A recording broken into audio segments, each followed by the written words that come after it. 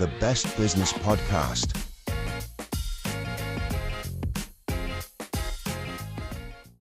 Hello and welcome to the Best Business Podcast episode 3. He's Jack Seymour. He's Phil Murphy. Thank you for joining us. Okay, so today, Jack, we're going to go straight into it and we're going to look at a few topics, some hot topics in the industry at the moment. One thing is in the construction sector, it's the collapse of ISG, one of the top construction companies in the UK, and the knock-on effect of how that will affect subcontractors. And perhaps we'll look at some ideas of what they could do to mitigate the risk, especially with non-payment. We're also going to look at the new measures that have been announced to crack down on late payments. Big issue at the moment for SMEs. So we're going to look at the problems that cause and what that causes for SMEs as well. And then also we're going to review one of the lenders has released their latest confidence tracker. So we're going to have a look at some of the key points that over 1,000 businesses have talked about what's affecting their business. So, are you ready to go? Always ready, mate. Yeah, no, that sounds really good actually. Some really hot topics in the industry now and in the news, which some of our viewers, or probably all of them, would have seen over the last couple of weeks, right? Yeah, and the thing is, I mean, we specialise in business finance, but it's not just raising finance, it's all about how to manage your finances as well, what you can do to mitigate risks.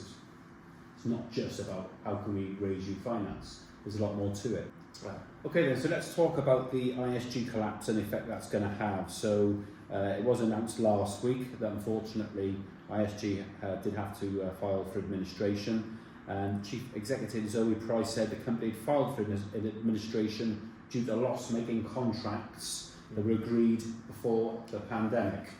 I think that's so topical, isn't it, that often in construction people will get drawn in by the big price contracts. By the fixed price contract, by the big contract, and it's so easy to neglect inflation. Over the most recent years, we all know how much the price of raw materials have gone up. Yeah. Raw materials, labour, pretty much everything. And if they were, because of the scale of ISG and the size of them, that those contracts that they signed could be multi-millions. So if their costs go up by 10% or 5%, that's hundreds of thousands. That's right, and actually, continuing the statement, she said trading out these projects had a significant effect on liquidity. So even though they've been profitable this year, it's those legacy contracts that led them to a point where they were unable to continue trading. And we have heard this quite a lot. I mean, there was a spate of administrations in construction towards the end of last year, wasn't there? Yeah, there were massively, and unfortunately that trend is continuing a little bit. But there are many ways which I think a lot of our viewers will benefit from. There are ways to mitigate against these risks. Absolutely, yeah. So we're going to touch on that now, which is basically either you could use invoice factoring and then credit insurance to cover your advance. But I did read there was a really good post from Ian Worthington, who's managing director at Torsion Homes, and I thought this was really interesting. So he said, very few main contractors now carry direct labour. Instead, each package is sublet and sublet again to self-employed individuals. Right. Most subcontractors don't carry extensive direct labour anymore. These subcontractors often achieve positive margins of 10 to 20%. Main contractors have sought to share and pass risk to subcontractors to such an extent that there's nothing left in the pot for the main contractor. A meagre few percent of overhead, not profit, at best, without really passing much risk anywhere at all, and losing all those skills, control of quality and certainty on delivery. So it does seem that these main contractors are making very, very tiny margins, but it's the subcontractors who are making their margins who are then, if something like this fails, then they fail. Well, yeah, it's passing it down, isn't it? It's like you said, the main contractors sub, and then they sub it out again. So by the time that they review their margins, they're so slim that there's nothing left, any room for errors. But so what can a subcontractor do then? If a subcontractor has won this big contract with a firm such as ISG, how can we help? Well, I think the first and most important thing is that they get a quantity surveyor in to review these contracts, because they're absolutely worth their weight in gold. People who are experts in that field, they can review the contract quite often a JCT contract, you know, is thousands of pages long, and people oversee what is in that specific contract.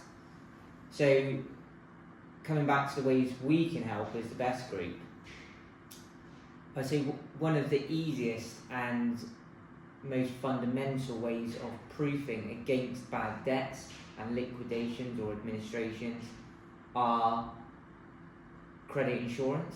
Credit insurance is one of the most underutilised products, in my opinion. Absolutely. In the general business world, because credit insurance protects against those bad debts, doesn't it? And people see it as a cost, but actually, what would you rather pay 1% or whatever it is of your debt, or lose 100% of it? Absolutely. And I only had last week a client call me up because they said after the recent collapse of ISG, it's made me a little bit nervous around the customers that I'm dealing with. I don't want to protect myself against bad debts. So what I did, I put them in touch with a very large credit insurer, pretty much the largest in the UK. Within 2 days they had terms, and then they got a premium. And they said to me, Jack, that premium is giving me £3 million of cover. Is it worth it? And I said, well, what you've got to weigh up is, look at your invoicing, and if any one of those customers go bust, what will the effect be on you and your business? And now, is that premium worth it? Which the answer was yes. Especially in construction, in the construction industry. It's a must-have, in my opinion, because the nature of construction and what we were just talking about already is high risk, isn't it? High risk, high reward. But if you've got credit insurance there, then it gives them the protection that they need. Yeah, and what we can also do as well, if a subcontractor is looking to work, suddenly gets this opportunity, well, they can check their credit limit with a credit insurer before committing to anything, just to see, well, actually, can you get credit insurance against this client? And if you can't, that's a massive red flag. Yeah, and credit reference agencies are fairly cheap. Experian, Red Flag, the list goes on, really, doesn't it? Yeah. Okay, so taking it back to what else we could do, so construction finance or construction factoring as we know it, so that will allow you to receive an advance against your applications for payments or your payment certificate. So and that's typically, I would say, between 50 to 60%, depending on what type of construction that you're doing. So at least with that, you're getting an advance, whether that is 50 or 60%. And with the credit insurance, if you get it, or the bad debt protection, at least if anything happens to that company, your advance will be insured. So at least you won't have to pay that advance back. So at least you're banking 50, 60%. And that covers at least, sort of half of your earnings rather than losing it all potentially. Well, it's massive because, as you rightfully said, 50-60% against the value of any application, certified or uncertified. Not every lender in the UK does uncertified payments, but a lot of them, or some of them do. It's a small pool of lenders that do it, really, isn't it? So if they're getting, if you're a business owner in the construction industry and you're getting that payment advance earlier on, that covers the cost of the materials and the cost of labour. Which keeps cash flow strong and allows them to fulfil that larger contract, whilst having the protection, as you rightfully said, through credit insurance. So the two can go hand in hand or on their own. But if it were me, I would say factoring with credit insurance is a no-brainer. Absolutely, especially in the current climate. Yeah. Fantastic. Well, I hope that was useful. Late payments now. We're going to talk about late payments, so similar sort of issue. So new measures have just been announced by the government that they're going to crack down on late payments, and we're going to have a quick look at the problems this causes for SMEs as well. So yeah, so new measures have been announced. We're still waiting to find out exactly what we're going to do. There's going to be penalties, there's going to be league tables, and that sort of thing. From your experience, late payments, I think there was a stat that I think 52% of businesses have suffered in the last year with late payments. Late payments are huge, aren't they? Because they are, as any small to medium-sized enterprise, as any SME, you can't afford late payments. However, to deal with the larger customer, unfortunately, you do have to accept 30, 60, even sometimes 90-day payment terms. Yeah. And all of that builds up over time. It's accumulative, isn't it? Yeah. And very few small businesses will have a credit controller or someone that they can outsource that credit control to.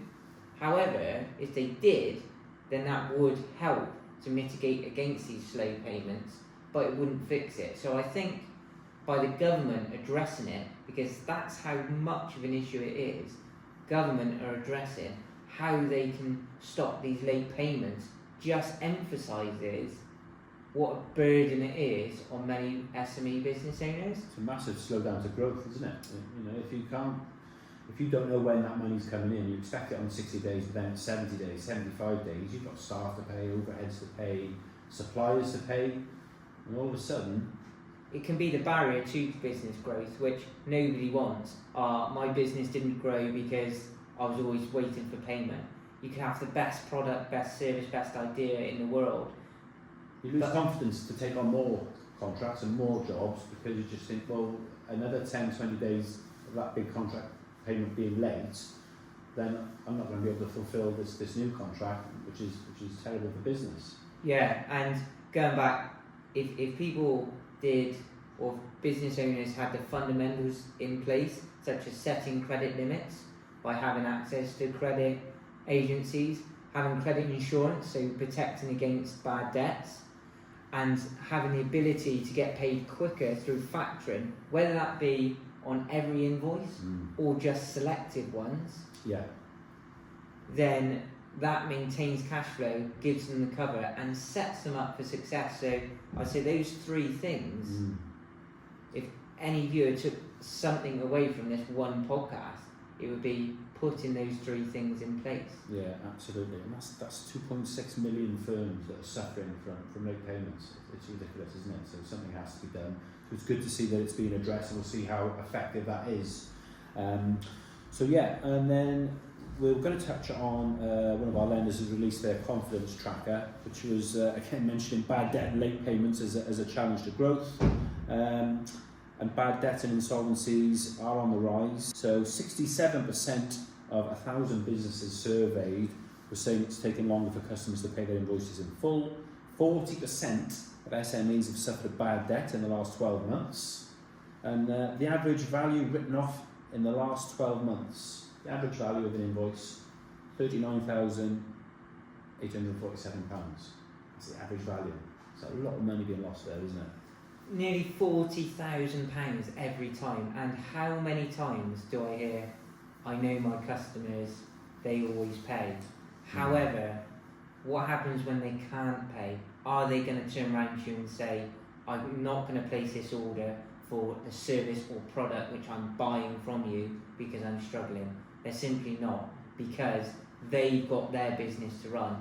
So unfortunately it is business, and for a nominal cost, or a cost rather, to having that protection is... They're trying to trade out of it. They'll try and trade out the tricky situation. It always feels that you as the supplier is their bank, and you're sort of bankrolling their business, who's bankrolling yours.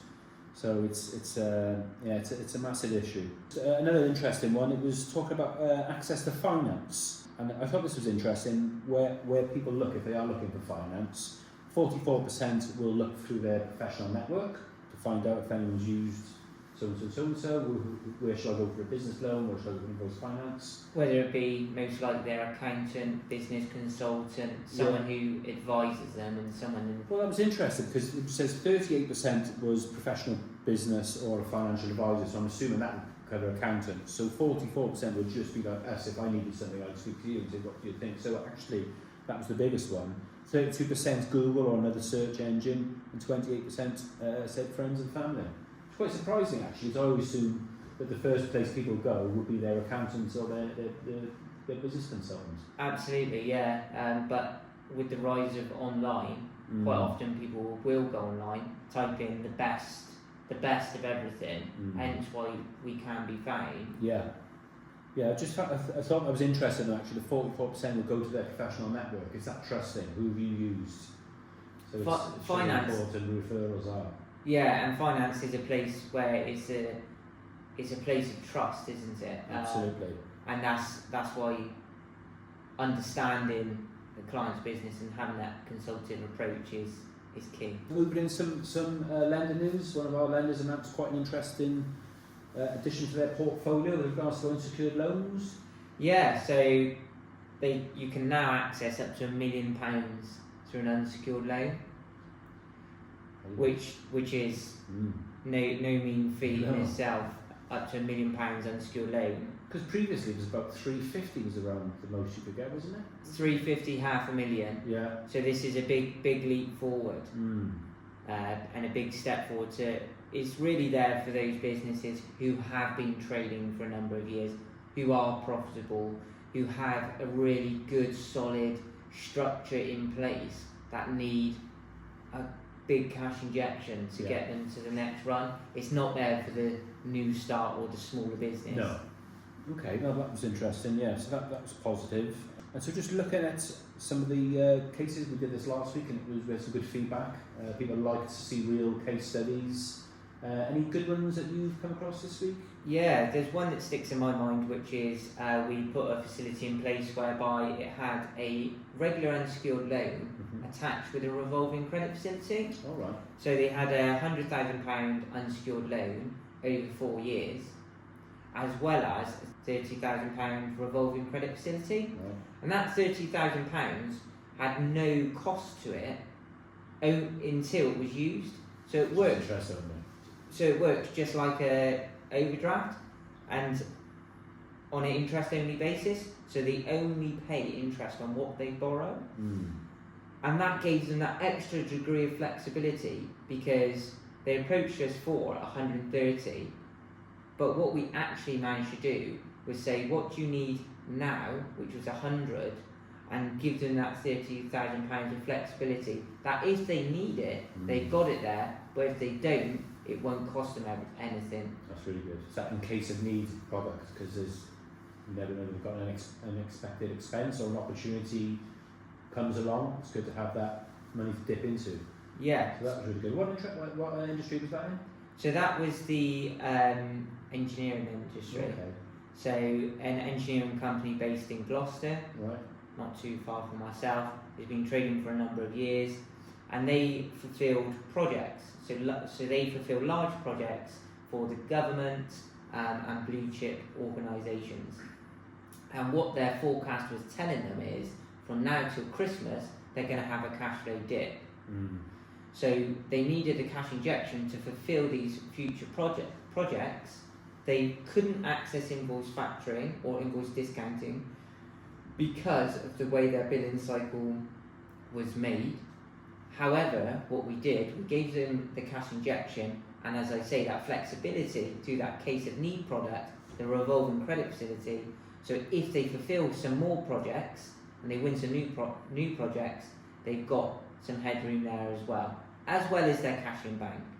So it's a really, really fantastic engineering company. It's a returning client that we've known for a number of years, and adds that benefit. So those success stories and those case studies really resonate. I really like that because you have just given them what they've asked for.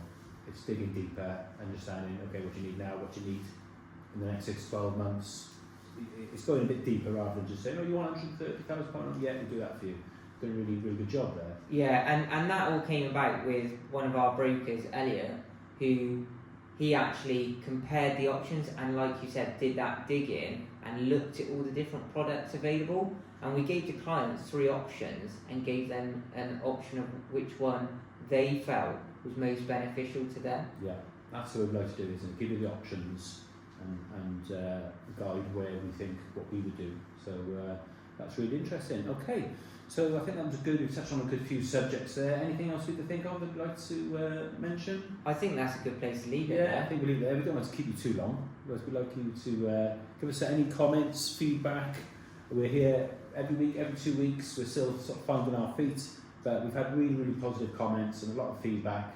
and we are going to be reaching out to some other people that we'd like to bring on our podcast. We've got a short list, so if we get in touch with you, you are our number one pick. Thank you again for joining us. We'll see you on the next episode. Thank you for watching. If you have any commercial finance requirements, please visit us at thebestgroup.co.uk. See you on the next episode.